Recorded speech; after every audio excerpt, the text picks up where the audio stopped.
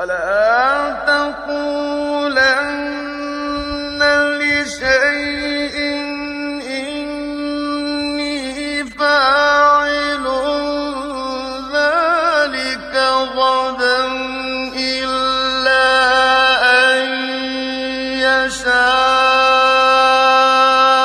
الله.